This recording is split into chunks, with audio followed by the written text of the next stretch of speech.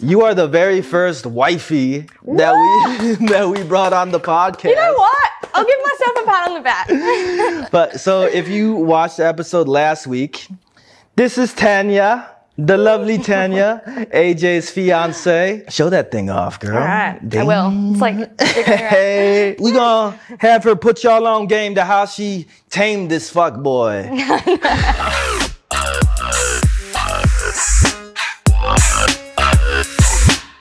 We got Valentine's Day coming up. Do you guys have any big plans for that? Forgot about it.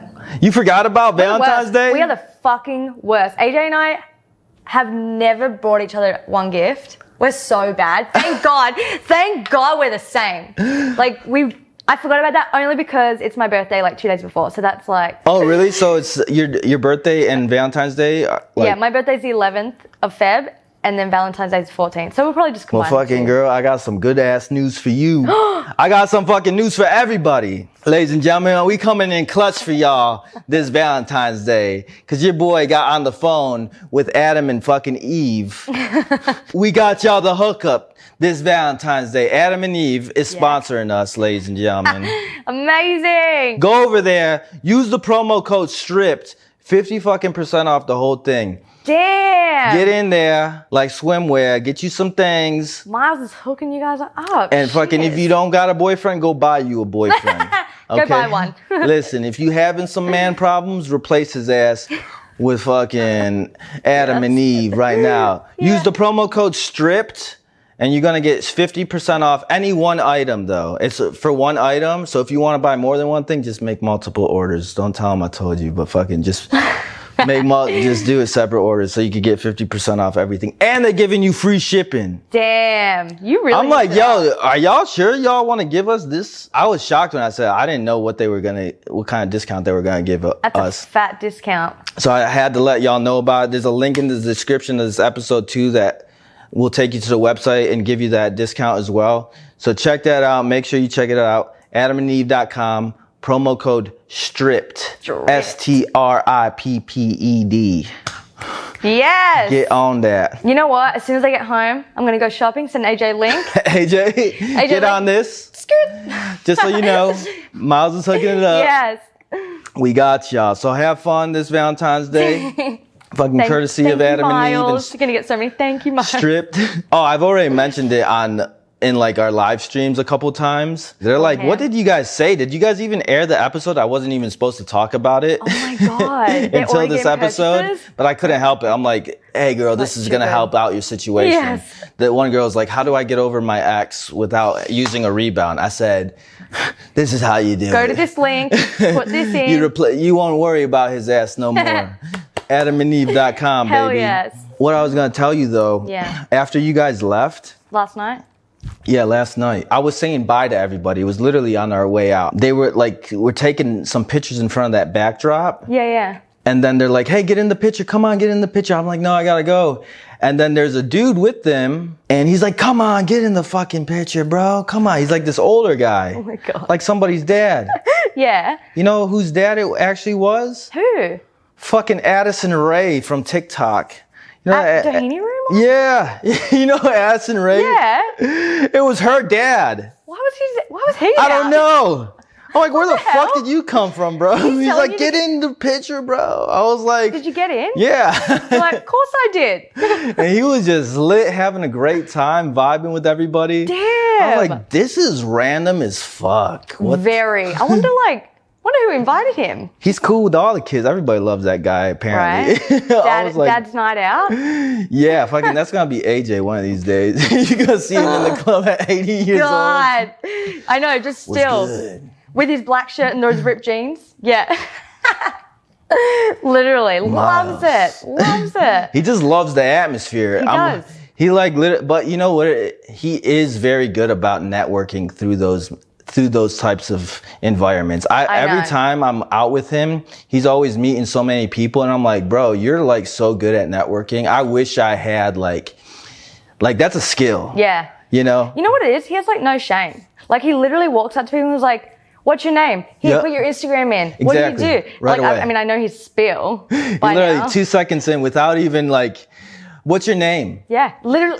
And you know what? He doesn't even like tell them what he's doing. And I see their faces and I'm always like, babe, you need to let people know what's going on. Like he just hands his phone over and I'm like, and they look at him, they're like, what do you want me to do with this? Like, and he doesn't even open it to the place of like, put your name in here. I know. They're always confused, but I mean, it works for him.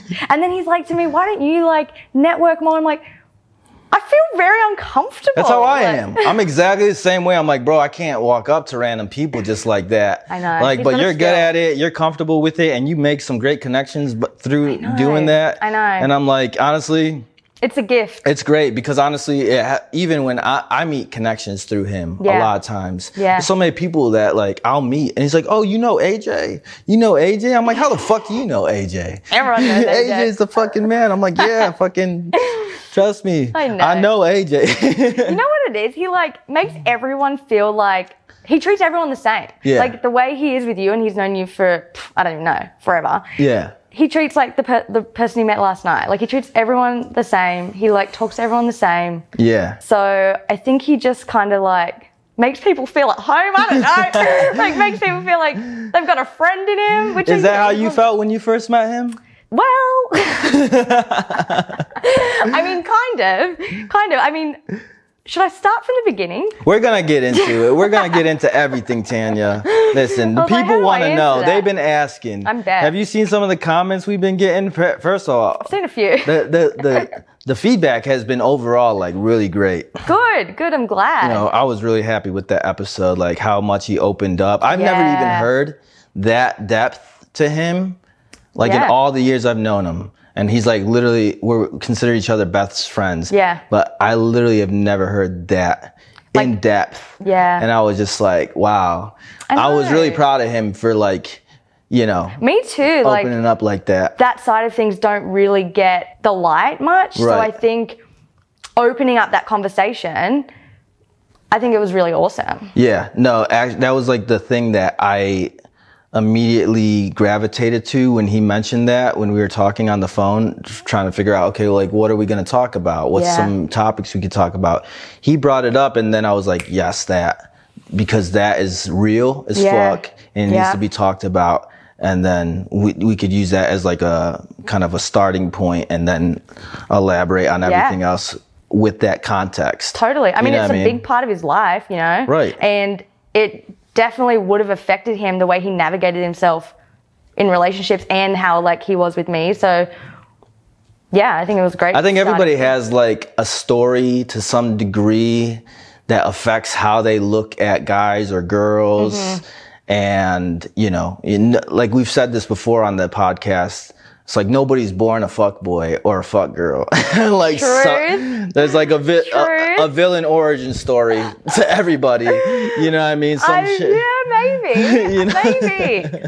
Maybe. Or maybe I'm wrong. You could tell me, girl. She's like, I don't really have one of those stories. I was just a fuck girl coming out the womb. Right. Well, I mean, yeah, I don't. Even that, like, there's like a part of me that is like, why is society still like making this a fucking thing? Like, I'm not the only one. Right. And I feel you on that. You know, obviously AJ mentioned like I was single for ages. Yep. And I was single.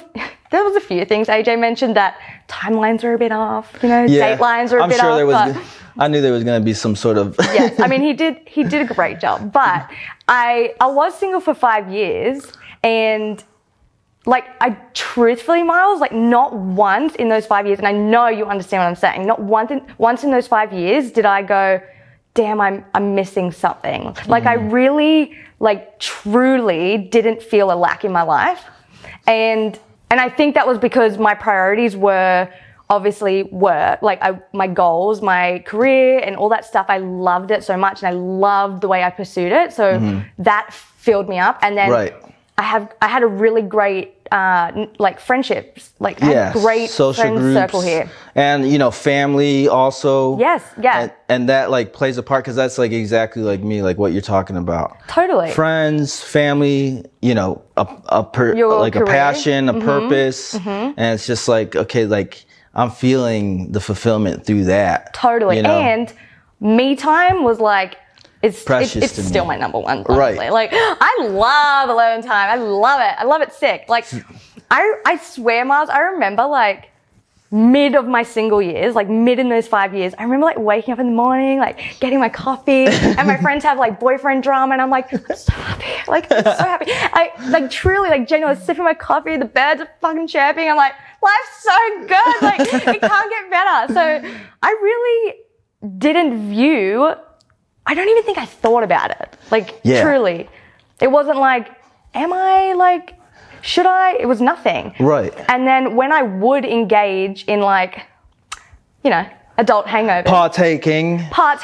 In adult time. Yeah. When I would like choose to do that, here's like what I really do want like women to know is, for me, like the fuck girl thing, like there's like one side of it where it can be quite unhealthy. Like I get the image of like, are they okay? You know, whatever. But for me, whenever I would engage in something like that or put myself in that kind of environment, situation, decision, make the choice, whatever, it really did come from a really empowered choice. Like I made that decision literally being like, he has no idea how lucky he is right now. Like, and I like, they might have felt like they were planning the time or the, like where, like the, you know, the layer of thinking about it, but I was in control of the whole fucking thing. Right. I knew exactly how far I wanted to go. I had boundaries already set. I wasn't willing to budge on anything. I knew what time I was getting there. I knew what time I wanted to leave. I knew what intention I wanted to have with this engagement. Like, I was very empowered going into the situation, and then leaving, I was like,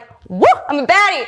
Like, yes. And then I was done. And like, we either like stayed friends or we didn't really chat again. Like I didn't. It's all dependent on whether or not we genuinely click. Totally. Right. And I think the main key here is like, I didn't go into that situation or put myself in that situation seeking validation or feeling like I hope they make me feel beautiful. Like I already felt great when I put myself in that situation. And if I didn't, I wouldn't have confidence in the situation, so I just wouldn't do it. Right.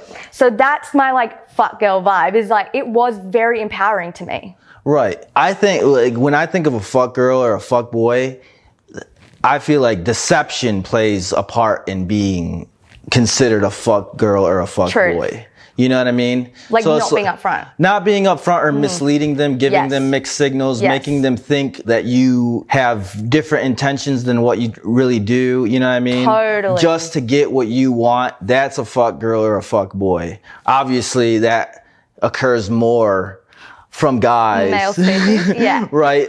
But here's where I think girls do fuck up sometimes, is because of like the judgment they receive from society. Like, I don't want to be perceived as a whore, so I'm going to go into this as if I do want a relationship when I really don't. Totally. You know what I mean? Because society kind of, which I get that, right?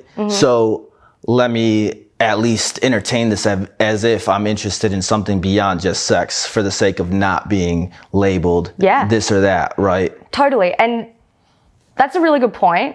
I didn't really view it from that point, but it really does come back to you. Like, if that's your belief, then like I didn't even think of that clearly. Yeah. Like even you just saying, I'm like, I didn't even like, I didn't care what society was thinking. I feel like, how do I word this? I really always had a good sense of trust in my choices, my decisions, and my feeling good, my happiness comes first. Yeah. And if I make a choice and a decision, it's 100% coming from you and not being influenced by judgment of from outside sources. Completely. Like, and you know this, like even for example, going out partying, like I'll either not go if I'm not feeling it, or even while I'm there, I'm going to be like, good night.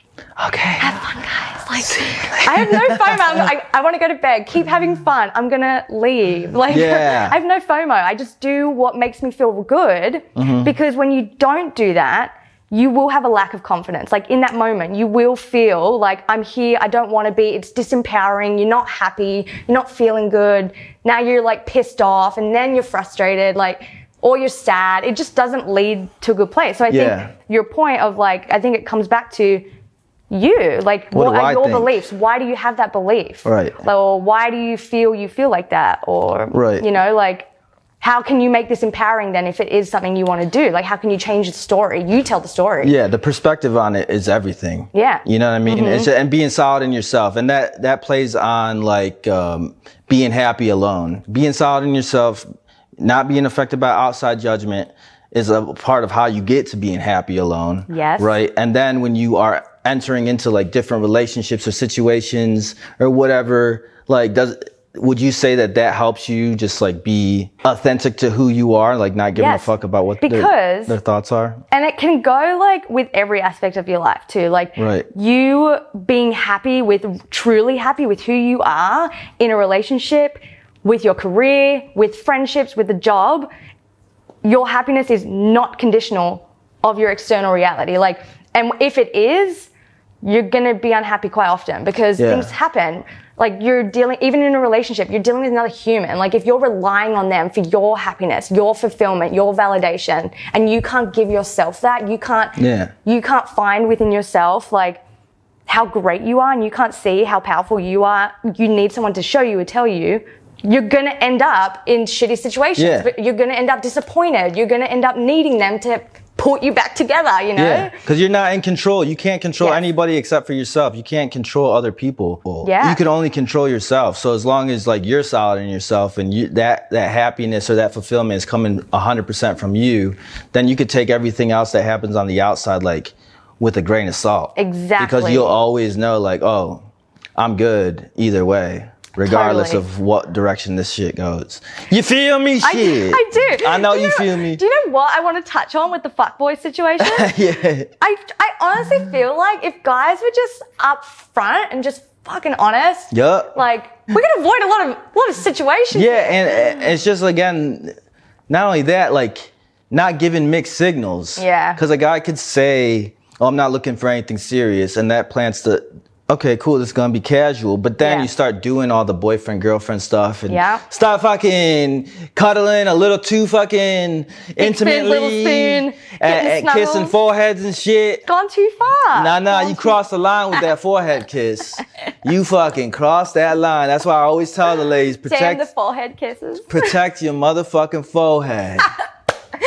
God, now you're gonna see all these girls cutting bangs. 100%. It's like got their bangs out. Be the new motherfucker. Yeah, protect the forehead. It's true. Because that's where shit gets mixed up, and it's like, oh well, he's saying one thing, but he's doing another. Does he actually like me more? And girls can do this too. Yes. You know, and it's just like, okay, now I'm not trying. You know, I would know we agreed that this is gonna be casual, but shit, you making me feel really at home right now, girl. I know, but. Let me touch on this because, like, we as women, just hear me out. Let me just go on a rant. Oh, do it. Are so no filter in tune with our feelings and our emotions and what makes us feel good. Like, we are very able. Like, we can connect to that so much better than men. Clearly, but clearly, but along life, like we've been told, like society's like crushed us down, like girls are too emotional. They always lead with their feelings. She's like always speaking her mind. She's too loud. She's this, she's that, she's this. So we like lose the trust in our feelings and what our like emotions are telling us. So in a situation with a fuckboy or a relationship or whatever, when have you not heard a woman say this line? I could just feel it. Like, I don't know, I just felt it. Like when something's off, like you hear women say all the time, like later, past when it's been months and they found out they were cheating, they always are like, I felt like I could just feel it. I freaking felt it. And they don't trust it. And I don't know where we've like lost the trust in our gut feeling, you know?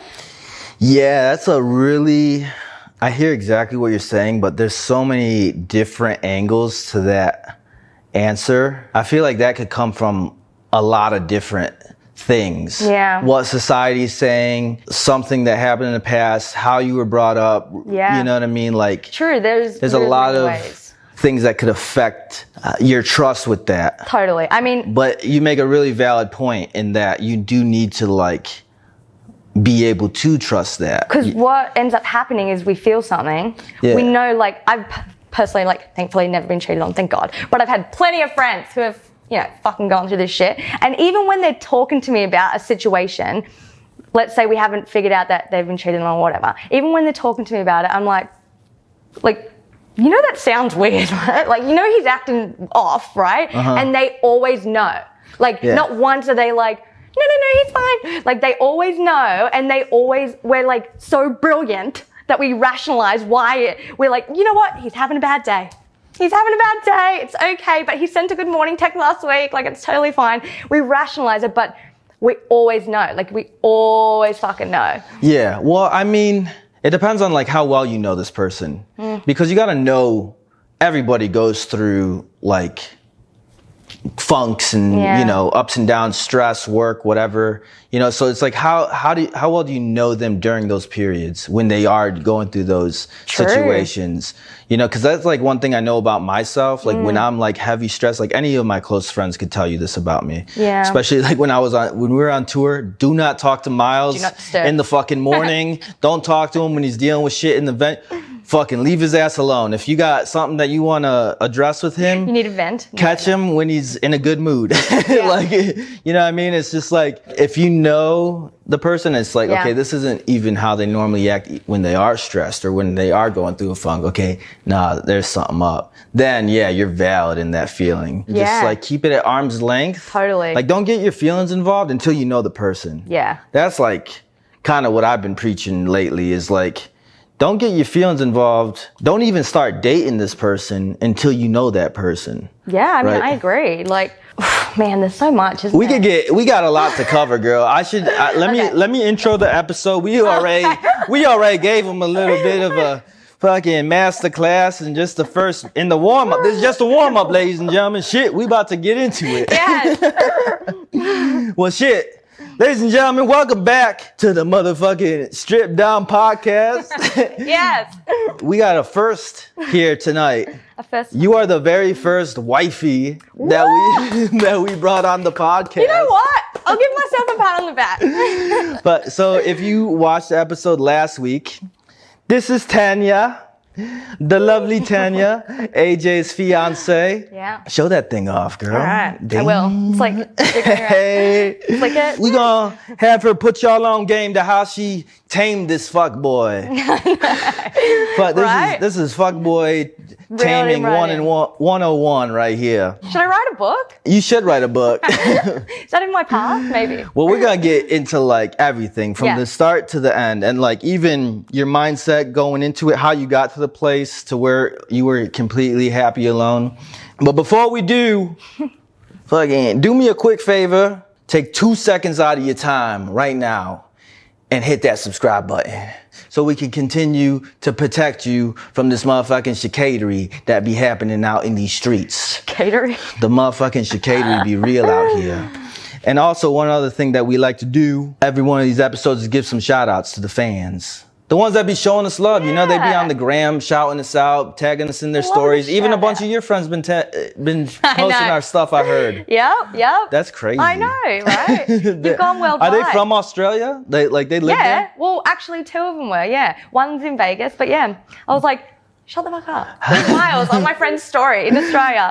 We feeling the love, and we want to show y'all some love back. So I got a couple names here that we're going to shout out from all the different platforms. So from YouTube, we got Erica Cruz and Rosenda Zavala. I'm always like fucking up these names and trying to be careful. And then from Instagram, we got Daisy Dresden and Adrian Lil Like Rocky. And then from TikTok, we got Gladiolus.xo and Boss Lee 90. Boss Lee 90. And we got another Boss Lee lady in our presence this evening. So let's give a little background on the young Tanya. Girl, first off, I didn't even know all this about you. I did a little digging even further on your ass, and I was like, damn. Did you stalk me? I did stalk you a little bit. I was like, damn, this girl got a resume. Professional dancer, choreographer, and creative director of 10 years. Yes. And then you got some names on this list. I'm sure I missed a bunch. But Nick Jonas, Will Smith, Mark Anthony, Bad Bunny, BB Rexa, 5 Seconds of Summer, motherfucking Cher. Yeah, Cher, I know. What a legend, huh? Shit. You were on The Masked Singer, Ellen, Yes. And you're on now the Strip Down podcast. Woo! It's going at the top of my resume. I'm motherfucking honored, girl. Yeah. And now you got your own little thing going, I see, which I'm like really, I was really proud to see that, to be honest. I was like, you're like inspiring people, motivating people, guiding people into the right direction. Mostly women, right? Yeah, mostly women. Just give people a little bit of like background on that. So the reason why I got into it is because I've been in LA for 10 years and I'm just like, damn, if I knew I like could have conversations like this, learn how to like go after my career, go after relationships and like in a different way, in a different energy and pursue things in a much happier, easier, more flowy, aligned way instead of stress and hustle and running around and the chaos, you know? Yeah. So now I just am like, now that I know this stuff and I've tested it on myself and it's paying off and I see that it works, I'm like, I've got to tell everyone, there's an easier way. I hacked it. Yeah, I'm like, I figured it out. It doesn't have to be hard, ladies. Like, so that's like my driving force is like, I love that. I want everyone to like have an easy life. I love that. That's like very similar to me and how I feel about this. Hell yeah. You know like, what I mean? I've had plenty of conversations like this with you through the years. Like, and as like normal, it's not even been like a weird thing. Like it just is easy for you. So this is like literally nothing new for us. Here you are. We're just including y'all in the conversation now. Come on in. Well, today we're here to talk about how you achieved that big old rock on your finger, girl.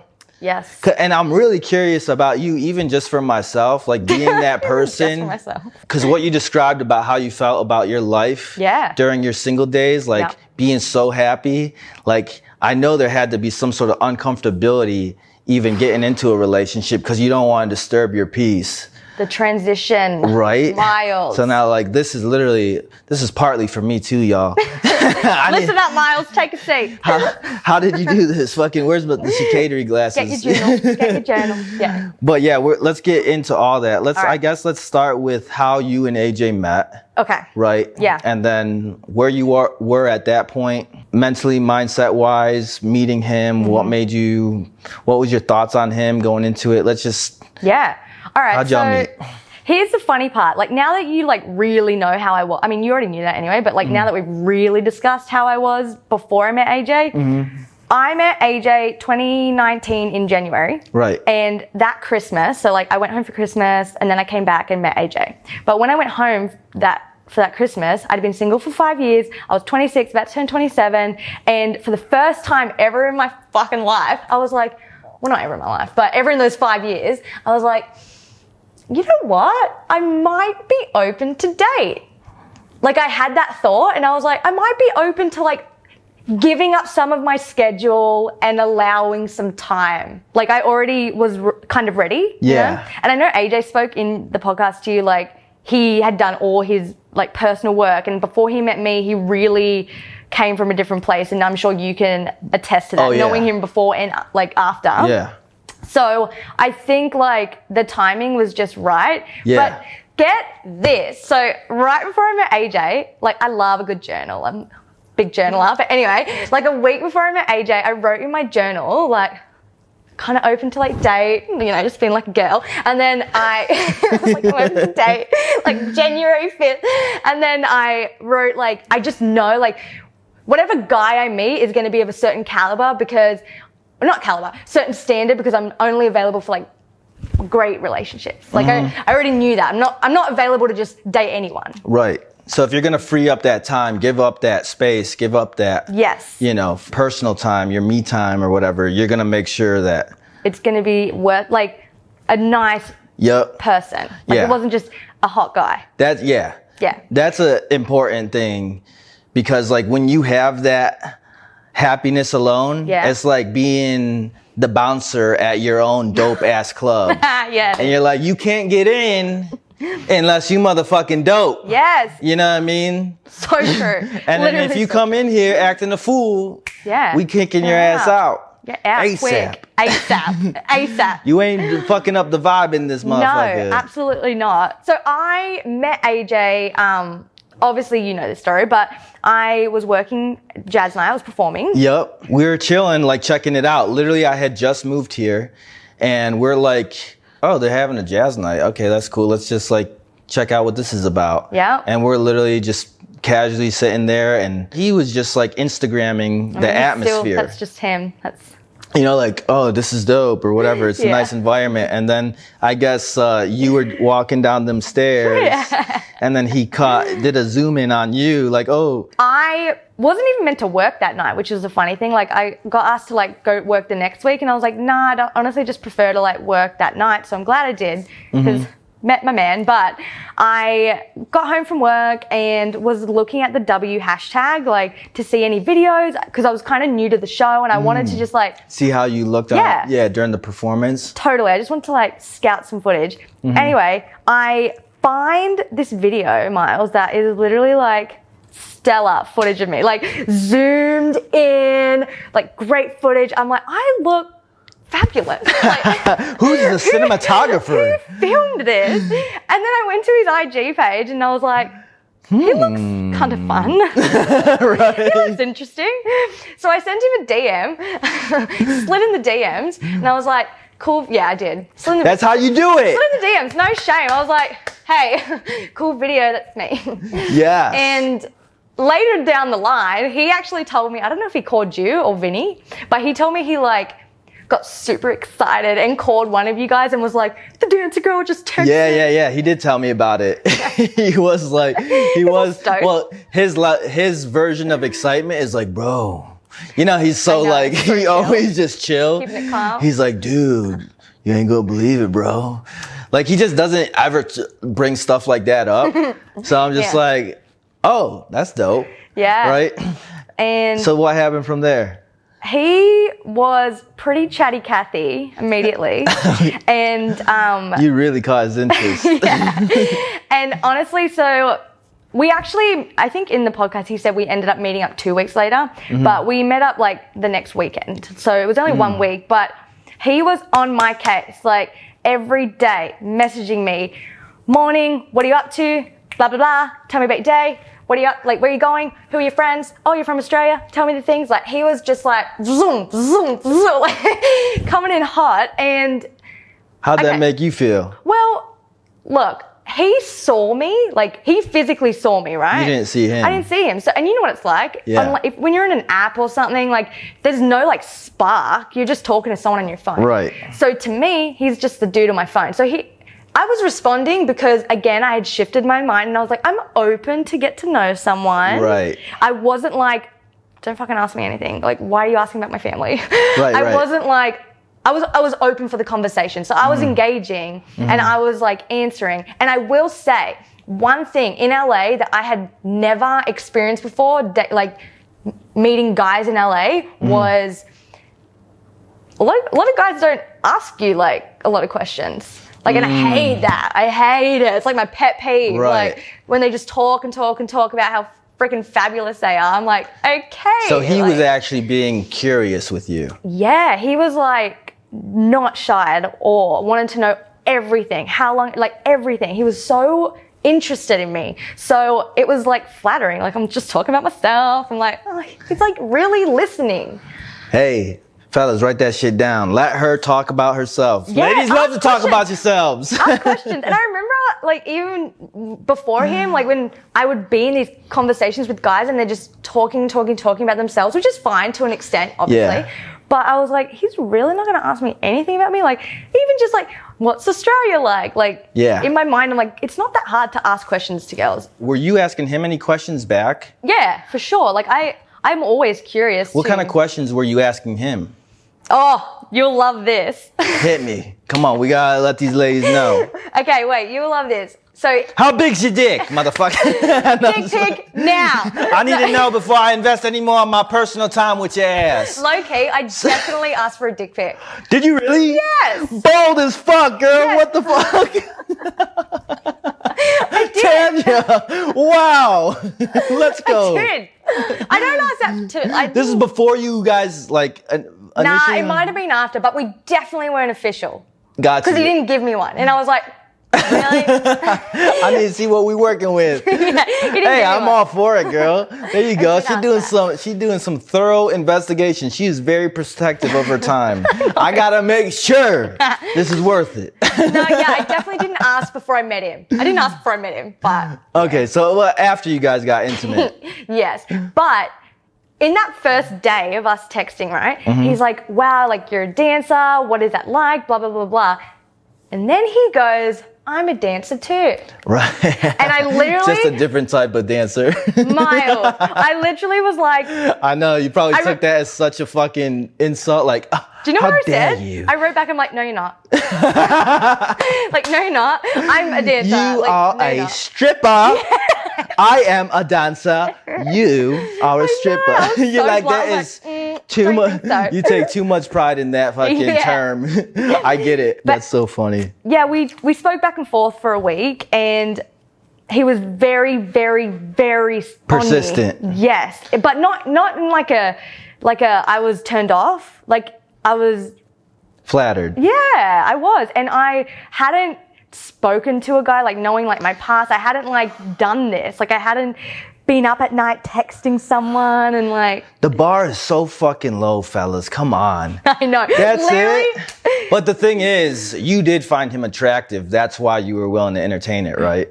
You're like, he looks like fun, so I'm willing to give this a pass. If you didn't like see True. some level of attraction there, True. you probably would have been like, okay, this is too much. Yes. Right? Yeah, You yeah, know? yeah. Okay, so Yeah. he caught your attention, and then he like checked that box, and then Yeah. he was like, okay, let me make sure I let her know Yeah. I'm interested. And do you know what? I don't know if I've told you this, but so I was out with my friends like the night that I met him, like ended up meeting up with him. And I've never ever done this in my life. But he was so keen to meet up, and he was like, but not in a pushy way. Like he was just like, I'm really excited to meet you. Like what's your schedule? When would work? Like we can get drinks, like whatever you want. Like he was just like, you tell me when and where and I'm going to be there. And he was texting me that day, and I had a few drinks. I was out with my friends, and we were having a good time. We were having a full Sunday fun day sesh. And so I was like a bit buzzed and kind of like, you know what? I'm in the fucking mood. I'm in the Let me hit up zone. Let me hit up that little fucking stripper boy. Yeah, and I did. And I'm like not that girl, and you know that. Like, I know. I'm not that girl. Like, I'm totally like. Hey, listen, we're not judging you. I know, but okay? in my head I was like, because I wasn't dying to go. Like I But wasn't. you're like, fuck it. You had one of those fuck it moments. Yeah, and so I was like, Fuck it. bye ladies, like see ya. Anyway, here's what's crazy. In the Uber. Did your girls know where you were going? Oh what yeah, you were doing? yeah, for sure. Like I'm very like, this is the address. This is what he looks like. This is his IG. I'm gonna text you when I get there, and I'm gonna text you when I leave. Like I was like, I'm not fucking around. There you go. Yeah. Protocols. Yeah, protocol. Have an Safety escape first. plan. Safety Fuck, first. yup. So in the Uber on the way there, the Uber driver, I don't remember like if it was a guy or a girl, but was like, so where you heading? And I was like, to my boyfriend's. I said that. You manifested this shit. Fucking said that. And I remember after I said that, I was like, am I just lit? Like, why did I say that? Well, I think that's that societal judgment. If I'm not going to my boyfriend's, then it looks like I am fucking going to Damn. be a hoochie. I got called out. That instinctual thing that I'm talking about, right? Oh my God. Now I'm like, shit, gotta do some journal work about this. So your mindset going into that, it was just literally, let me have my fun. Did you guys do any talking at all? Did you stay? You left? I actually did stay the night because it ended up getting kind of late, but I woke up super early and got right out. You're like, see ya. I mean, but he texted me as soon as I left. And this is what I loved about him and what made me be like, damn. Like, he had no shame. There was no games. He let me know right up front, like, I like you a lot. I'm here. Like, I really like you. Like, as soon as we left, it wasn't like he thought, is that going to be weird if I text her when she just left? No, sent me a smiley face. Can't wait to see you again. Like, quick. Like, he just was like, I like you. Yeah, no And playing I'm not going to, like, games. be weird about it. Right. And then sometimes, like, you know the whole, well, he texts me. I text him yesterday morning, so let me wait to see if he. Nah, I wouldn't even text him half the time. He was just like, morning, morning, morning. What you doing? When can I see you? What's your schedule like? Are you open to hang out? I can cook you dinner. Well, not in like a full romantic way, just, you know, the AJ style, bit of protein, bit of rice, bit of chicken, some brown rice. Yeah. So he's not being like over the top, like extravagant with you. He was being persistent. The effort is what stood out, it sounds like. Yeah, there was just no games. Yeah. And because I was already in the place where I was open to it, and I was like, that's the key. Like, I really was ready to give it a shot and see what it's all about.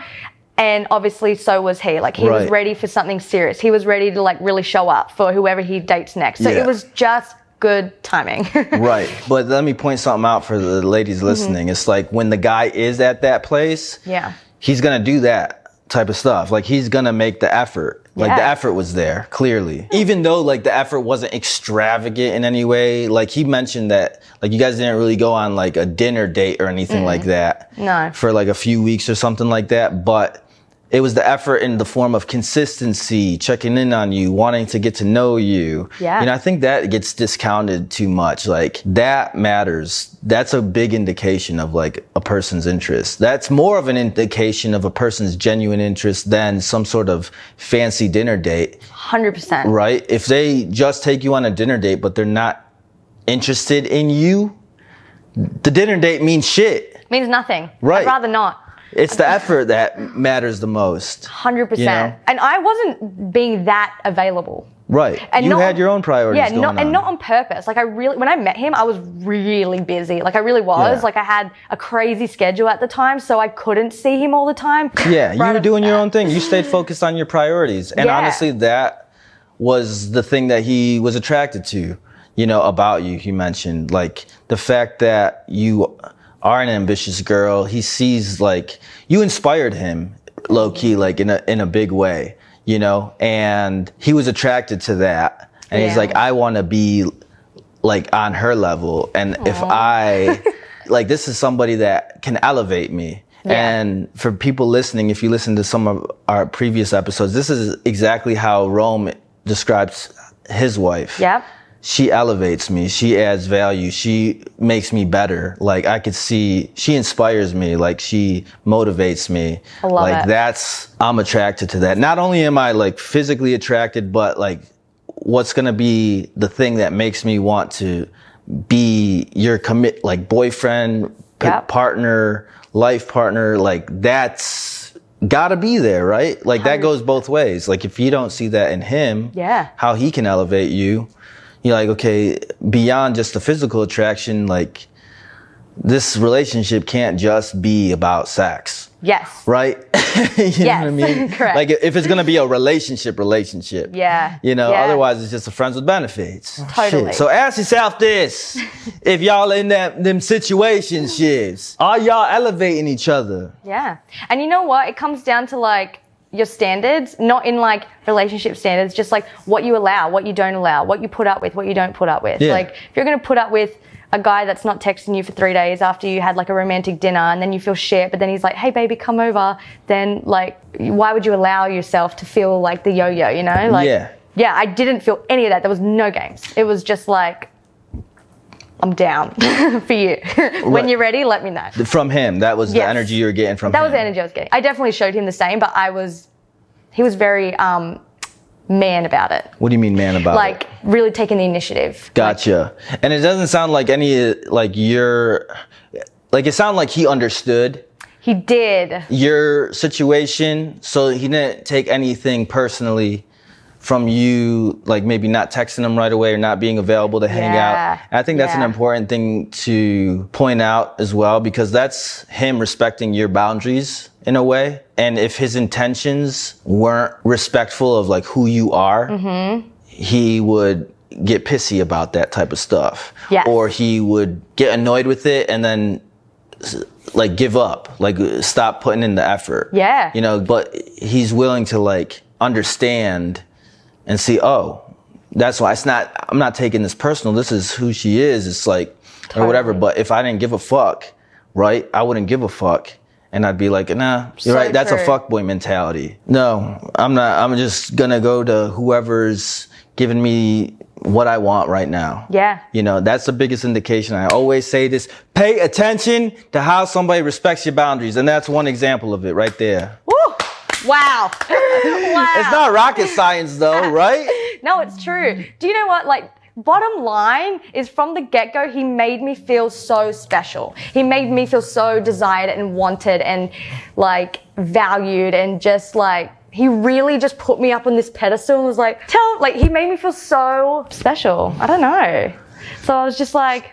But the only problem with that though is like literally, there's not a problem with that. That's what you're supposed to do. Yeah. The problem I see that other people have, quote unquote, is like, no, you shouldn't put them on a pedestal. You shouldn't, you know, Yeah. but, you know, from your perspective, it's putting you on the pedestal. Right. From his perspective, it's showing you that I like care more than just about like getting a physical need met. Like I care beyond the surface level, right? That's true. And it's like, that's how fucking low the bar is.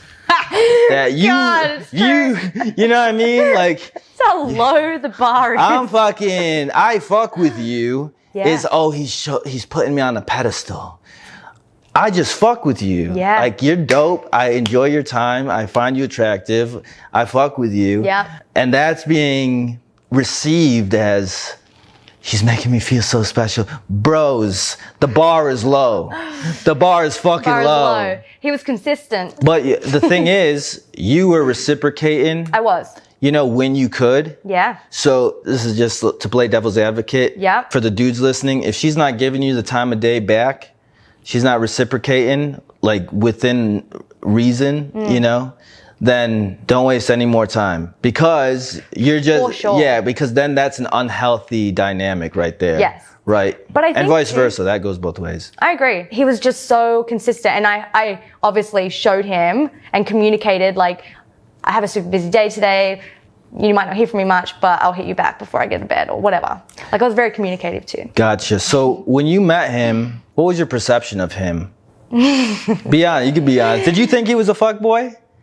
Because look, I would not blame you. I don't think Because look, let's paint the picture for everybody here. Yeah. The man is like in really good shape. He's always showing off his body online. He was part of Magic Men Live, which we're a motherfucking chicaderous looking appearing group of individuals, right? Yeah. And so like I totally get, oh, these guys are, he's got to be a fuck boy. He's got to be, you know, don't take him too seriously. I'm like really curious about like why you were never worried about him being that way. He wasn't like that to me. Yeah. Like, I get visually, like on his Instagram, I think initially when I first texted him and stuff and slid in the DMs, I don't fully remember, but I probably was like a bit, oh, like I even was like, he looks fun, whatever. Right. But he never acted like a fuckboy with me. Like, fuckboys don't be like, tell me about your family. How long have you been dancing for?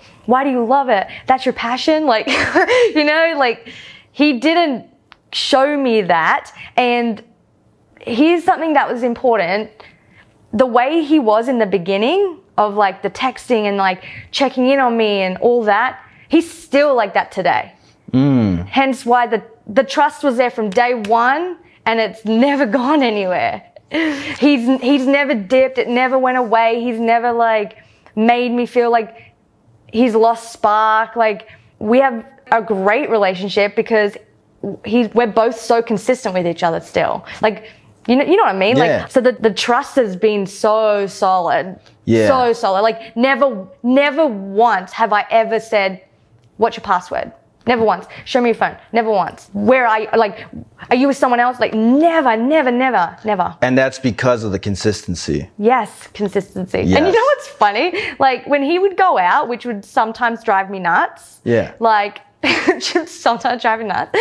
He would come home that night and the next day would be like to me, when I'm all pissed off, I'm like, you're partying again, like damn it, like whatever. He would be like, yeah, but I met so-and-so and so-and-so and I showed them your Instagram and I showed them your video and I told them about you and I told them about this.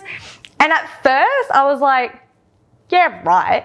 And then I would go out and meet these people and they knew you. He talked about me all the time because so many people were like, oh, I saw that video. Like, he showed me, he told me you were doing this. Like, he really, like, there's never been a trust issue. So he's never tried to hide you in any way. Never. Right. If I felt that too, then you would be very uncomfortable with all that. There's never been a disrespect, a mistreatment, like, there's been arguments. We're in a relationship. There's been misunderstandings, but I've never been disrespected. Right. Never. Yeah. But I don't allow that. And he knows that. Yeah. He knows that. Don't fucking... Don't go there with me. No, yeah, but he would never make me feel like that. And he proved that to you, like, you know, as you guys were talking. I'm talking about like in the beginning before you guys even became official, because your decision to become official with him is going to be contingent on whether or not you can trust him. Truth. So I'm assuming, well, I know, like, because he brought you around, like us, we were hanging out. I know. Fairly... So early. Really, like... Do you remember the first time I met you? You booked me on a job? That's right. You came over. We actually had our first date. We went to Dave & Buster's, and then he's like, I want you to meet my friend Miles. And I was like, all right. Yep. And then I met you, and you're like, hey, I have a birthday. Need 3 dancers. I was like, I got you. Let's do this. Here's my rate. Here's what we need. Got you paid? Yeah. First cash. I know. I was like, you're like, damn, I like this motherfucker. He getting us paid. Yeah. Miles is great.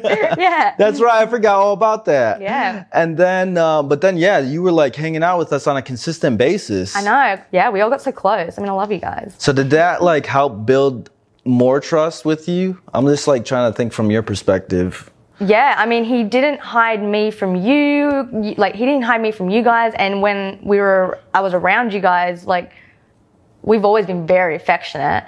Like, I'm always like hugging him, holding his hand, like. Yeah. And he would let me. Like, there was no weirdness. Like, I was all over him all the time. Yeah. In front of friends or not. And he never acted different. Right. So he was the same version of him, By whether he was or with his friends. Mm-hmm. That's fucking. I know. Yeah, that great guy. He's like literally, he was claiming you immediately. Like, yup. Yeah. This one's for me. Yeah, I know. It was so shit. Cute. That explains like a lot of where the trust comes from. Mm-hmm. The consistency. Yep. You know, his openness, transparency. Mm-hmm. And I felt like, because one thing that he said in the episode is like, it was easy for him to be like that because he didn't feel any judgment from you, and he didn't feel any like expectations from you. No. Let's talk about that a little bit. Like, what were your expectations of him to begin with? I had no rules around what's right or wrong in the relationship. I think I just went off the way I feel. Like, and if something bothered me, I'd let him know, and then that was that. It was squashed. Could you remember anything that bothered you in the beginning that you told him about? Honestly, we didn't have our first fight until like 5 months in. Really? We were definitely fully official, but like for a long time before we had a fight, an argument. And that was because I got really wasted. Do you remember this night? You were there. I got really wasted. Remind me. I got really wasted. We were somewhere in the hills, and I kept grabbing your arm, and like. We were at some event. Yes, and there was like a porta potty. I don't remember that being an argument though. No, I don't remember. And I just kept being like. Yeah, no, I remember that night. Like you were fucking hammy. I was hammy, but that wasn't. I don't remember there being an argument. Oh. What was it? Wow. Okay. Now looking back, I definitely struggled with the transition of like, now I have a boyfriend. What's me now with a boyfriend? Like, how do I fit me time in? Whatever. And like, I was fine, but that night we'd been together for like 3 months, and I like was like pushing him away. Oh, really? Like wasted. And I was like, I think I was just like scared, freaking out. Like, I don't know. But I do remember I was just being a bitch. I was a bitch. I don't remember what I was saying, but subconsciously, like I remember thinking like, I think I'm just freaking out. Oh, really? Not in like a, can we still do this? I think I was just acting up. Yeah. You know how people like get scared and then they like cause a scene? Yeah. Subconsciously, there's a reason why you're acting up, and it was because you were scared. I was just being a mad bitch. Interesting. But I was wasted. I'm trying to think if I'm thinking of the same night, because I remember one night when you were fucking... God. There's been a few miles. What do we call it? Are you, what do you always say to me? Trashed? Wasty pants or something like that? Are you wasty? Wasty? Yeah. Wasty? You were wasty. This one night, I remember we were all out together at some house party in the hills, and you were like, Miles, do you like anyone? You were trying to get me late. That was the same night? See, you didn't come across as bitchy or anything to me. Not to you. You were just, and I didn't observe any of that you're talking about. Well, that's good. I just remember I was like embarrassed as fuck the next day. Super embarrassed. And then you called and you were on speaker and we were in bed and I was like hungover, like, ugh. And you're like, hey, is Tanya okay? And I was like, God, Mom's gonna hate me forever. No, I didn't. I just thought I was comical. Trust me. Come on, girl. It was just a funny moment because you were trying to get me laid, like so bad. God. Like I always try. I know. I've tried a bunch of times, and you're like, Tanya, fuck off. Chill. Literally, I'm go chilling. away. I know. I'm just like, fly. I'm chilling, girl. But so that was like the first argument? Yeah, but that was like 3 or 4 months in. And it wasn't even an argument, really. So really, it was like you're just having your fun with him. You're just going with your feeling the whole time. Yeah. Like as long as I'm feeling good, he's making me feel special. He's being consistent with me. I'm cool with whatever. Yep. There was no games. There was no like yo-yoing. It was really like, it was just so consistent. Yeah. From day one. Like the relationship was so like supportive from both sides. All those things that you had in your notebook about what you wanted. Yeah. What'd you do with that? Like throw it out the window? What, my notebook? Or what? You know how you said, this is what I want in my man. Yeah. Right? So how did he match up to that? He's the best. I love him. He's just the best. So it was like that consistency and the effort and the way he was making you feel that made him fulfill all those things that you put in there. Yeah, he just, I don't even know. He just was there for me always. Yeah. And like really there, like really would listen when I talked, really would hear me. He just got me. Like he really just got me. And I'm not like the usual type of chick. I don't think but he just like let me do whatever I needed to do. Like there was no drama. There was no drama. Yeah. That's one thing I noticed about your guys' relationship. And I feel like that kind of got to that point because he cared enough to get to that point to get you. Yeah. Right? Mm-hmm. So now it's like, I get it and I understand and there doesn't need to be any drama because I get it. Right? Yeah. And it's like when you feel that, because I know that feeling, it's like when, you think of yourself as like, I'm just different or I'm weird or I don't know, or it's like, if everybody gets me. So when you find somebody who does get you, you're like, I like that. Yes. Like I'm attracted to that. He just thought I was great and I thought he was great. Like it was just so easy. Our whole relationship has always been so easy. What do you think the biggest reason for that is? I think the biggest reason is we don't, well, a lot, I think, but like the main one to make us like have such a solid like ground is I'm happy, he's happy. I'm not happy because I have him and he's not happy because he has me. We're happy people and we add value to each other every day. And we show up for each other every day. But my happiness is not conditional on him and vice versa. So I don't know, it's just easy. So it all starts with being happy alone. It all starts with you. Yup. You. This is what I've been saying, y'all. That's the starting point. I know, man. Start there. And then everything else will be so much easier. Yep. You play this whole fucking life on easy mode when you figure out this person right here first. Yeah. That's the most important relationship you got to figure out before you figure out anything outside of this domain. It's so true. That's why you're so strong about those boundaries, the respect. It's because I've done a lot of work to create this peace, this happiness, and I'm not going to let nobody fuck it up. And let me make a point on that. I don't just have boundaries and things around my relationship with my man. I have boundaries around my friendships. I have boundaries around my work. I have boundaries on like, I don't let people disrespect me. I don't put myself in environments to even be disrespected. Like I have boundaries in all aspects because the way you do one thing is the way you do everything. So how do you handle a situation where you do feel any sort of disrespect or? I remove myself. You just, okay, I just don't have time for it. Exit the situation. Yeah, I'm just unavailable. Yep. Blocked. Blocked. Yo ass is done. To the streets with yo ass. To the street. You gone. Shit, this is some good stuff. Yay. Let me ask you something though. Hit me with it. So AJ brought up a particular point when you guys became official. Mm-hmm. You guys were having a movie night. Yep. What stuck out to him is that he could tell that you were scared. Yeah. He's like, I could just see it in her eyes. Yeah, I was like, shit. I just was like, the transition. Yeah, like, yeah. My life's so good. It was like uncomfortable change, but change that was going to be so awesome. And I knew it was going to be awesome, but it was like, yeah, it was uncomfortable. Right. And I was like, okay, I have this life right now that AJ's not involved with, and it's so awesome.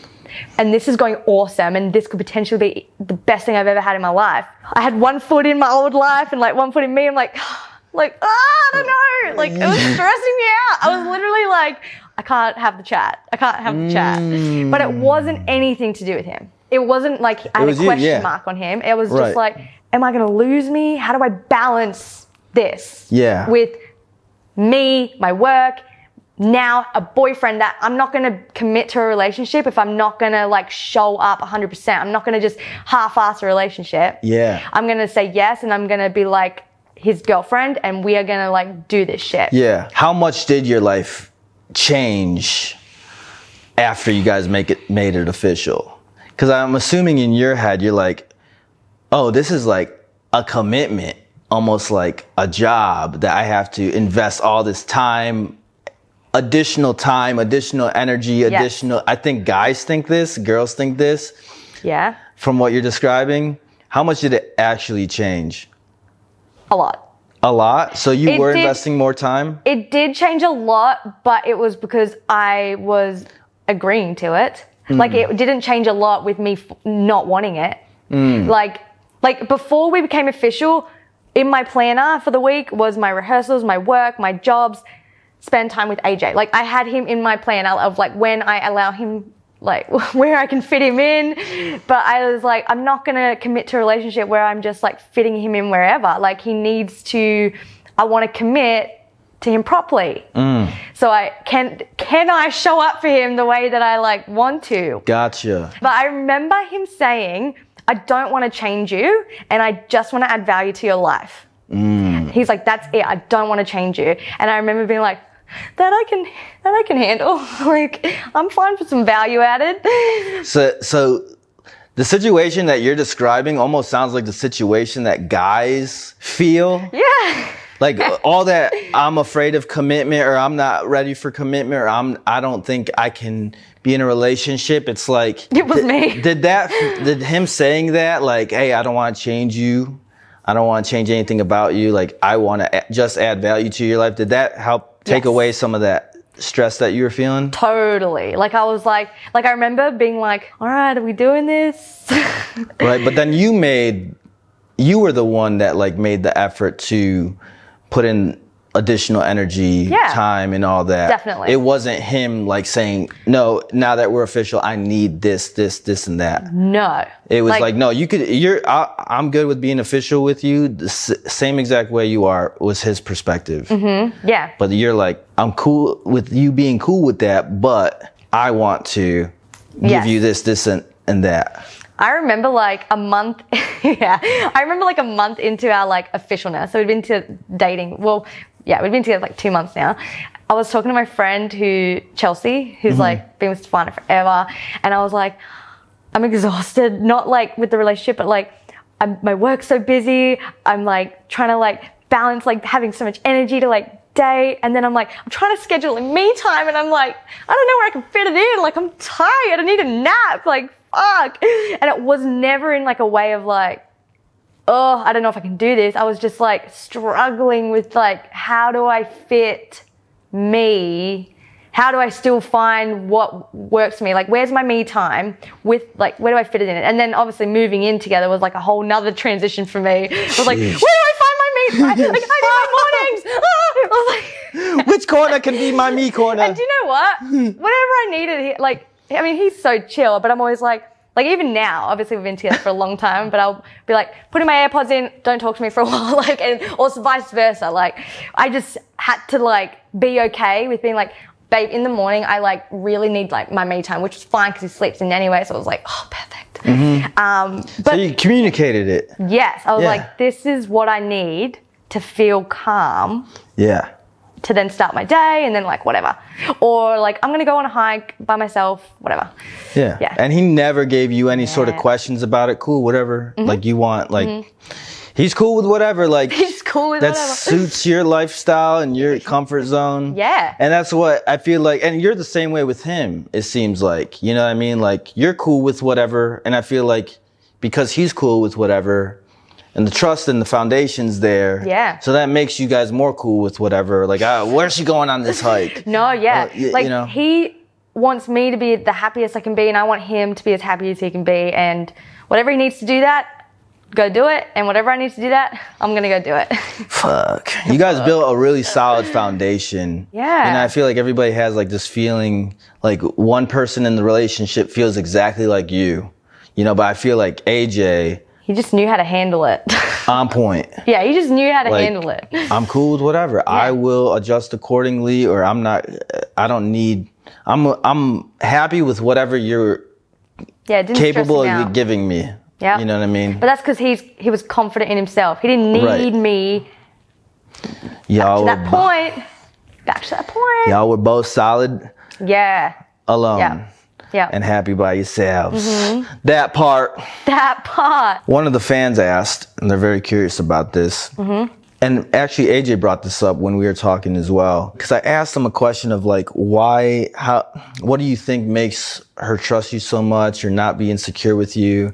And his answer was, she has a really great family and her dad is genuinely like a really great guy. And I was like, how does that play into this? What does that mean? What does that mean exactly? And then he kind of elaborated on you saying to him that if you don't treat me like my dad treats me, then just forget about it. You know, right. Which is like establishing your standards with him. Yes. Right. For me and for the audience, like, what was your relationship like with your dad, like when you were growing up, and is it still like that? Yeah. So I was just very lucky to have very supportive parents and parents who like genuinely love each other. And I've just always seen my dad go above and beyond for my mom do the same for him. Like, they're just such a team. And I do value how lucky, you know, I am to have a great dad that showed me how he treated my mom, and like, they'll never leave the house without like making sure they kiss each other before they leave. Like, they love each other. It's like annoying. Like, when I'm home, I'm like, but now that I'm in a relationship, I'm like, well, I don't want anything less. Right. And then if it's going to be something less, I'd rather just be by myself. Yeah. I don't feel like I like need you then. Yeah. The fact that he showed you that he could give you some resemblance of that. It's like what helped you be more secure in the relationship, trust him and all that. Even from the beginning, he was such a like strong like pillar in my life. Like, when I was going through like a rough thing or a bad day, he was like there for me. He's like, have you thought about this? I could always lean on him. I could always talk to him. He was always there for me, like always making things feel better. And I think my relationship with my dad is so stable and so strong and so loving. And he showed me all those things. He was so stable, so strong and so loving. And just like, if I wrote, my dad makes me feel loved, appreciated, respected. AJ makes me feel loved, appreciated, respected. I think that's the easiest way I can explain it. Yeah, gotcha. So they matched up like in the way they made you feel. Yeah. Love, appreciated, respected. Boom.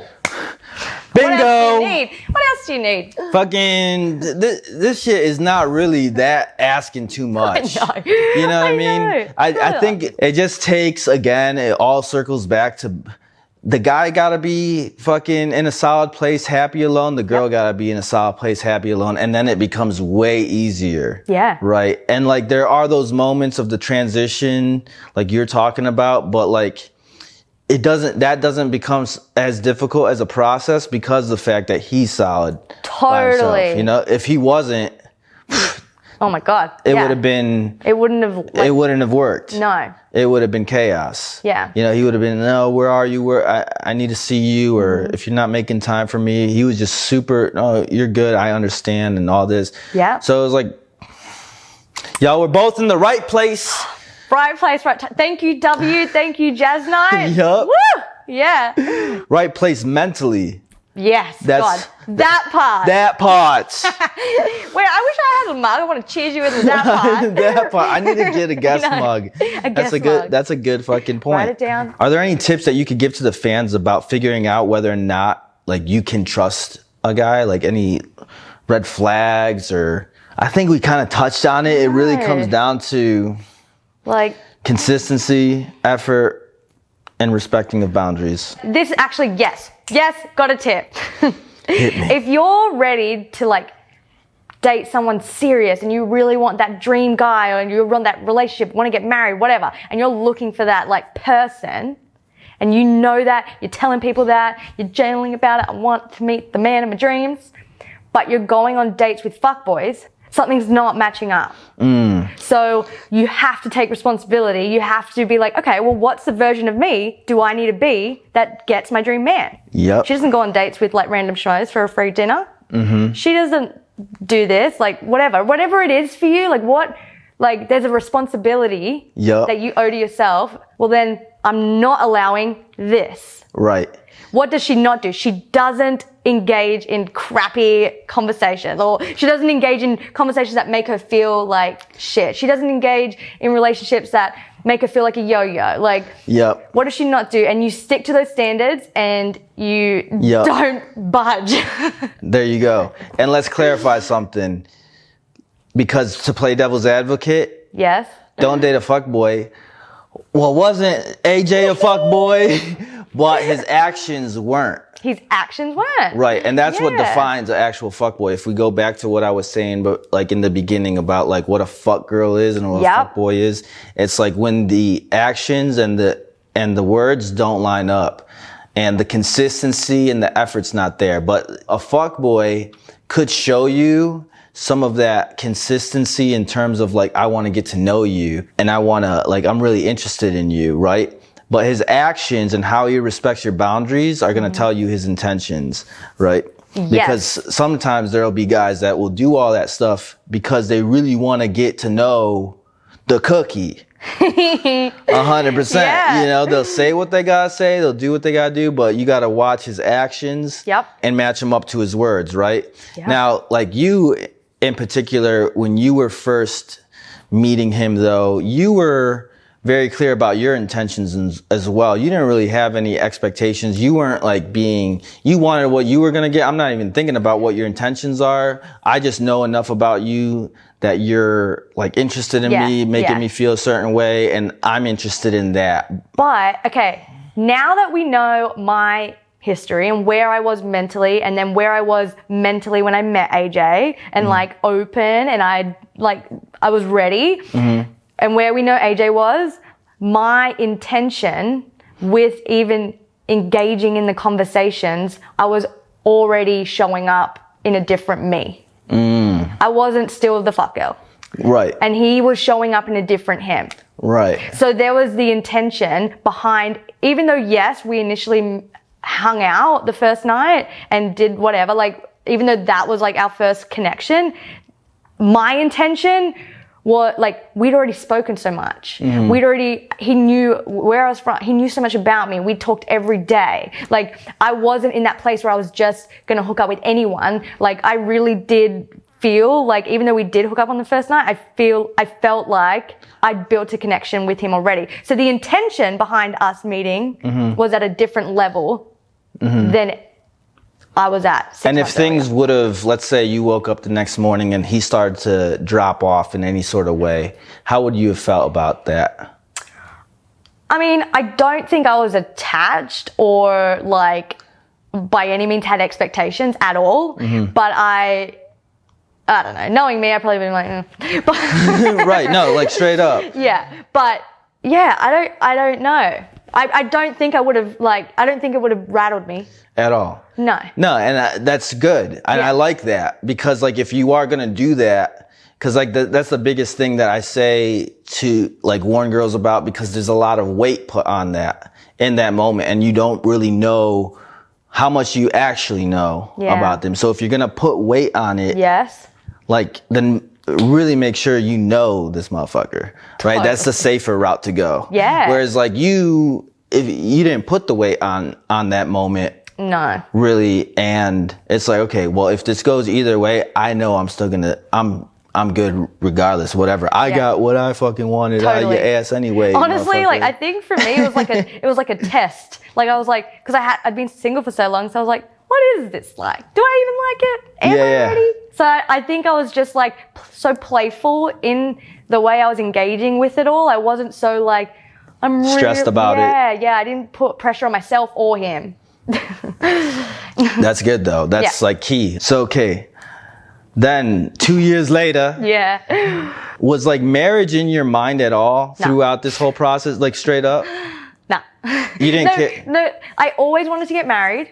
You did? Like I've just never been that girl that's been like fantasizing about it. Like, but I always knew it would come. But also, same thing with my husband, like before I met him, I was always like, yeah, of course I'm going to get married. Of course I'm going to meet a guy. Of course it's going to be amazing.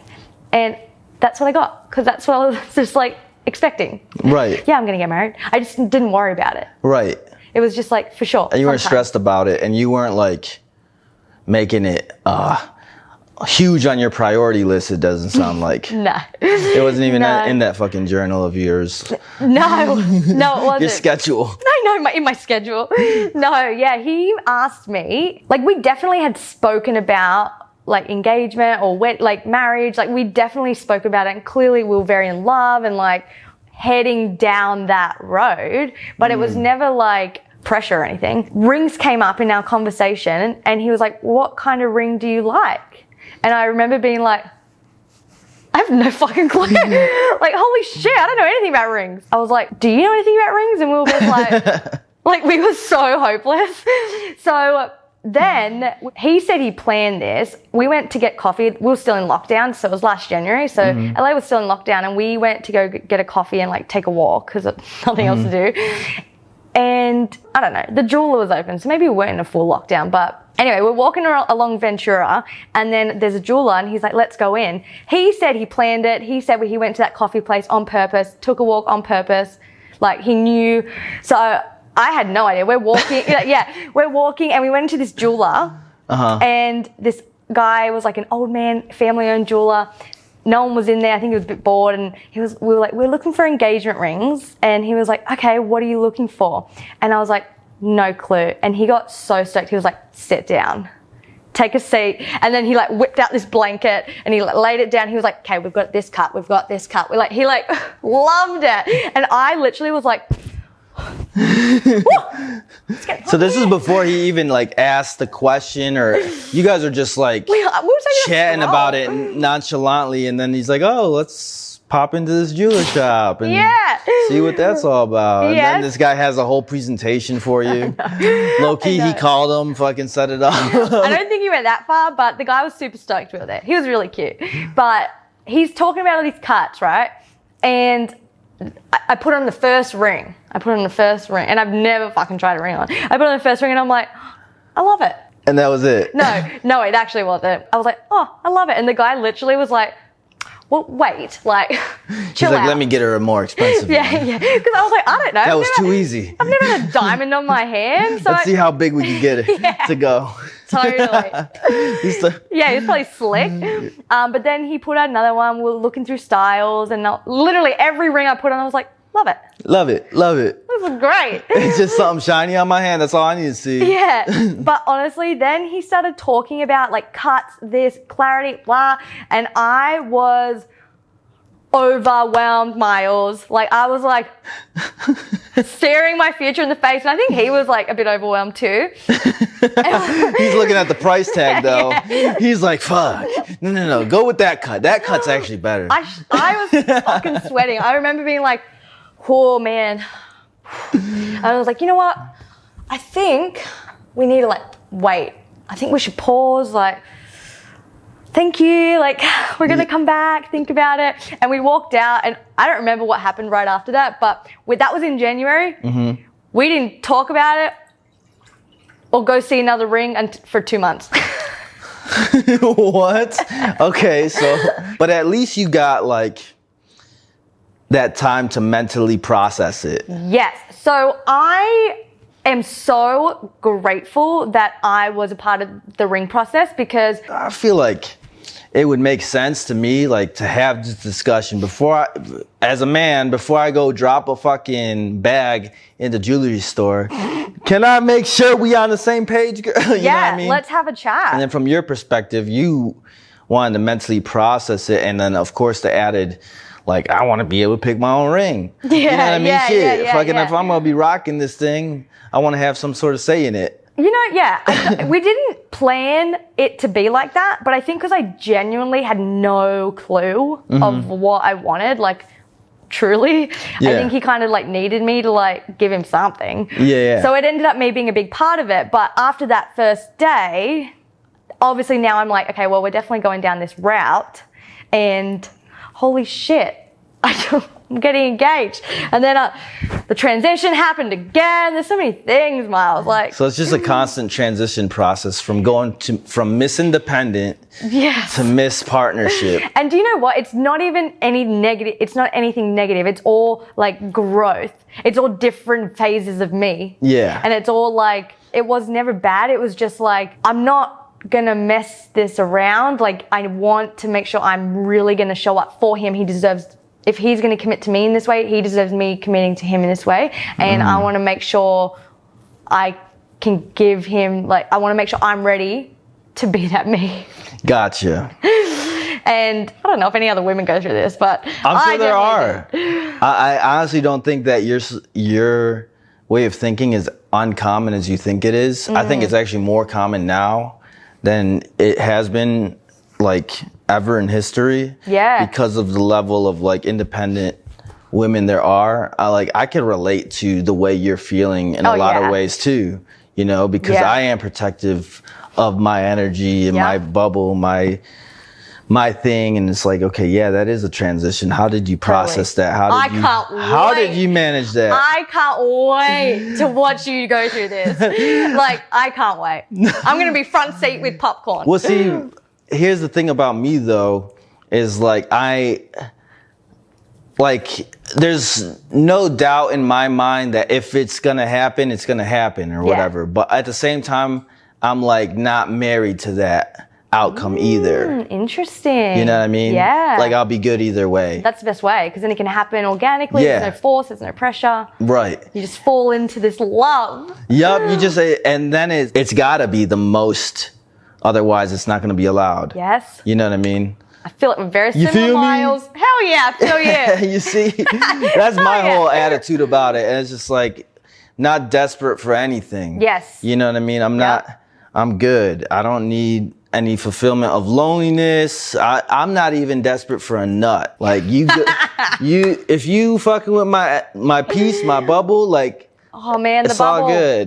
all good. Man, this precious bubble. I feel you, Miles. Yes, yeah, I know you feel what I'm saying. Yeah. So that whole engagement process, you appreciated the fact that it was like kind of talked about before it actually happened. Yep. And I don't think I knew it in the moment, but seeing how it played out, just by how it played out, like, from going to see the first ring to when we got engaged was 5 months. Yeah. So I had 5 months. But when we picked the ring, I guess it was like 3.5 months. So I honestly, saying yes to the ring was like the engagement. Like, cause like I'm like got it on and there's the price and I'm like, do you like it? And like, and he's like, I love it. And he loved it. I loved it.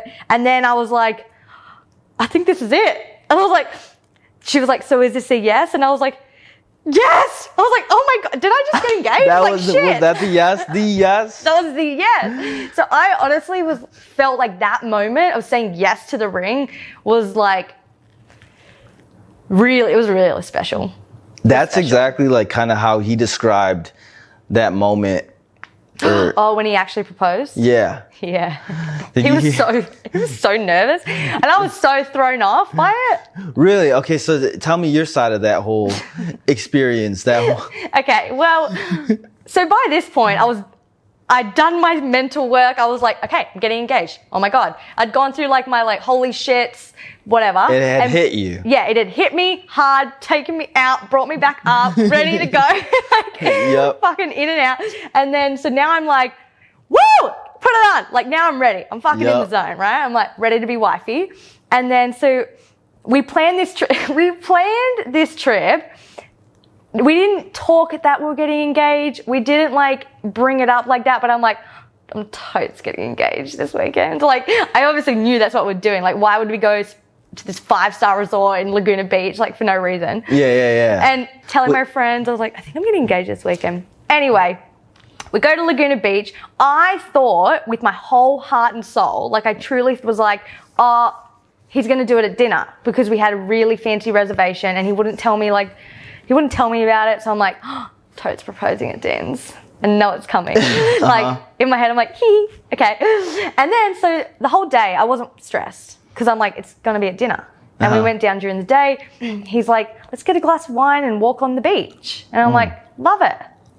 What a great day. I'm like, I'm having the best day. So we're walking along the beach and then he literally was like, there's a cave over there.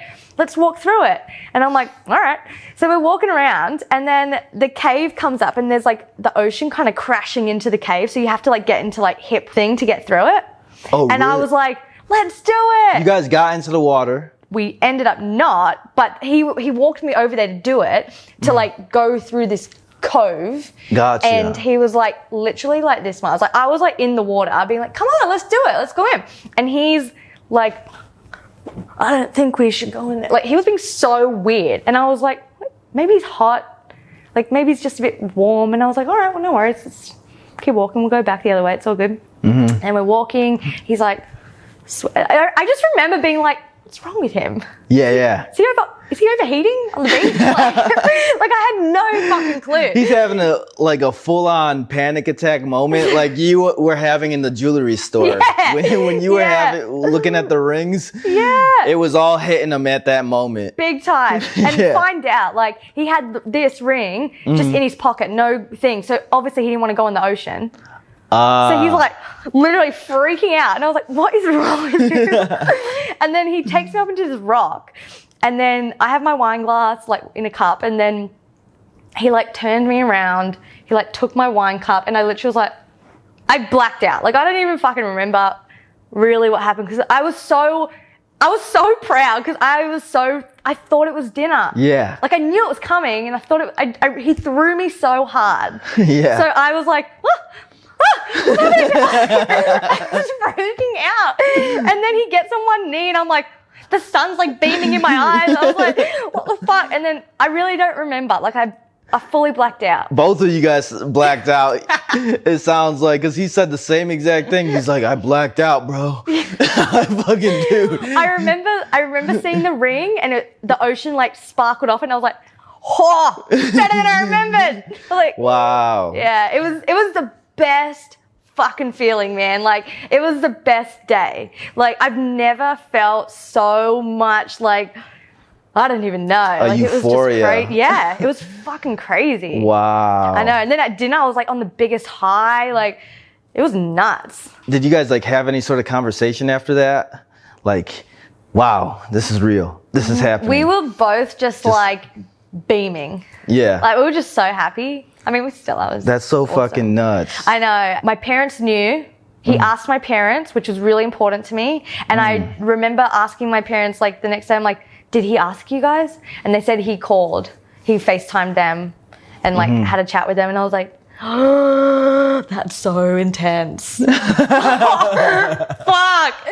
Like, My parents obviously were super stoked, but like, holy shit, what a combo.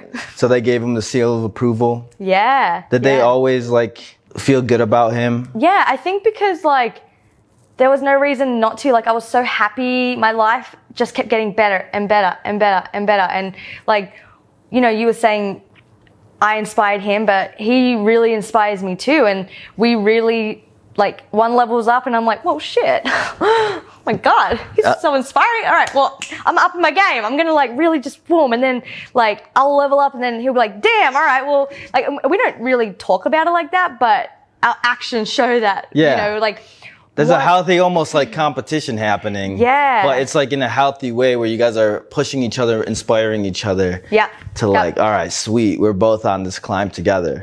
And, you know, there's like, obviously he's, you know how you said that I inspired him and stuff and made him, you know, a better version of him or whatever. Like he has like truly, even though I was a happy person and great career, like doing my thing or whatever, he's truly helped me really become like who I am today. Like I don't think I would have the confidence, and I'm a very confident fucking person, but like to be a mindset coach now. Like he just believes in, he's my biggest fucking fan. Like, and he talks, like he just thinks I can do anything, like no matter what it is. And if I don't do it, he'll like be like, why not? Why wouldn't you be able to do that? Like, I don't even know why you would even question it. And I'm like, well, if he believes in me that much, all right, I'll give it a go. Like, and then I'll post something and he's like, yes, like he just has really elevated my life to a level I couldn't even imagine. And I'm assuming vice versa. I mean, I fucking hope so. Obviously.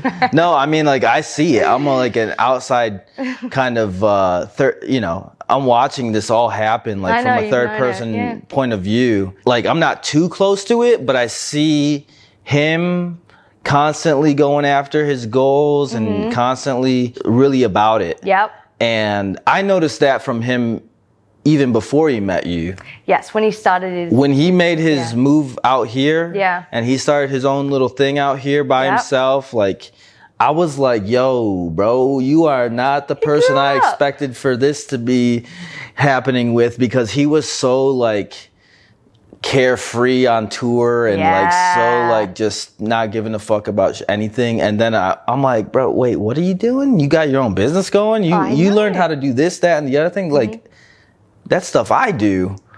Truthfully. I'm like, I know how, that's not easy. Right? You know? If he was still in Magic Man, I wouldn't have given him a shot. Well, he was in Magic Man. I know. What you talking about, girl? Yeah, but you know what I mean. Like on tour. Yeah. And let's talk about like the shows. Like, that was so much fun. I loved it. I loved it. I brought my friends. But you were cool. Like you never had, it didn't ever seem like you had a problem with it. But I think you knew that it was like, this is a temporary thing. Totally. Plus, like, by that time, when you guys started the residency, he was already doing his own thing outside of it too. But like, all you guys are like my brothers. Like, it wasn't like, is he off being like, I mean, and you guys obviously know, like, how I feel about the trust. Like, in my head, I'm like, I didn't even think about it. It wasn't even a question. It wasn't even a worry. It wasn't even an issue at all. Like, I was stoked. I could not wait to fucking see this show. But like, all you guys, I was so close with all you guys already. Like, I didn't even view it as like, oh, my man's giving lap dances. I was fucking all in. I was filming it. You were like one of our number one fangirls. I was. I remember like, while you guys were doing hot seats, I'd be like, obviously up fucking jamming, right? And then people, like, you see the girls like wave the 20s. Come on, 50s. Over here. Yeah, I was. Like, Rome would run by and I'm like, get the 20! And then like Gian run by and even AJ run by, babe, at the back, get the back. Like, I was like, run! Like, I loved it. It was so fun. That's like one thing that was always a struggle for us, is like girlfriends being cool with us doing what we're doing. Like, I totally get it from like the girl's perspective. I get it. Like, I totally understand why you'd be uncomfortable with it, you know, but at the same time, the guy has a role in making you comfortable with it, because you wouldn't have been as comfortable with it if he wasn't treating you the way he was treating you outside of and know, that. When he was touring with you guys, I mean, he even said it. He was like, I wasn't ready for anything. I didn't take anything seriously. And you even said he was just like doing his life. 100%. Like, he just was in a different place. Yep. And that's Something great. really I love changed that. in him when he like moved out here. Yeah. I was like very impressed with him. Yeah. When he made that move, and I could see like the mentality shift, especially when he met you. Like when he met you, there was no, you know, us guys. It's like we're always interested in like female company, right? It's like something. Yeah, like, well, let's bring some girls around or whatever. Let's meet up with this group of girls or whatever. Like, that was never even something that was anything he gave a shit about. Yep. You know what I mean? Yep. And I just knew that too. Like the way he, like that trust, that like, I don't know, it's like I never question that. Yeah. And everyone fucking tells me that too. Like when I meet them, they're like, all he talks about is you. Like it's business, Tanya, business, Tanya, business, Tanya. And I'm like, no way. Yeah, no, and there'll be like, you know, we'll be out and whatnot. He's an attractive guy. He will get like, you know, I'm sure. attention from girls. And he literally like, doesn't give them the time of day. I mean, he'll be cordial with them. Of course, like be nice. He'll be like, whatever, but literally like, what's up? Like, can we do business? It's strictly business with him. If we can't do business, like, I'm good. Like, I'm just like, let's fuck it. Okay, AJ. I know. Because it's so different. I just didn't see him making that transition. And I was like, I'm fucking proud of you, my boy. I know. I was like, Tanya, you fucking got his ass. Perfect fucking timing. But it was perfect timing for you too. Yep, it was. And that's why you guys are both alignment. Yeah, that fucking and I think you guys both attracted each other. Yeah. Because you were those people. Yeah. You know what I mean? Like we had our fun. I'm not interested. And you guys had a lot of fun together. You're always having fun with us. You're always out with us. There's literally like, you're part of the fucking squad, basically. The squad. You know? So I'm like, perfect match. Remember you guys were calling me Magic Mom for a minute? Magic Mom? Like, how the fuck did I become a... Can you guys call me something else? You know, it's funny. There is a thing in the whole stripper world. There's like the house mom. The house mom. Maybe that's where they got it from. I mean, you're kind of like that in a way. You're just like, always there. You're always supportive. Always supportive. Yeah. I loved you guys. One last question. The final question, Tanya. Yep. What is the biggest lesson that you learned from your relationship so far? Oh, do you know what? I really tried to think about what you're going to ask me. I didn't think of this one. Take your time. I think for me personally, the biggest lesson I've learned is that I can still be me and have an amazing fiance, an amazing career, and like prioritize both. And for a long time, I think I thought having a relationship would take too much of my time, which either I'm willing or I'm not. But like, I really like the change is so worth it. And I like every time I feel the uncomfort of us like transitioning to a new phase of us, now I'm excited. Now I'm like, ooh, okay. Like I don't fear it like I used to. I don't like stress out. So I think the biggest lesson I've learned is that there's so many levels of me that are going to come with our relationship, and I am excited for them all.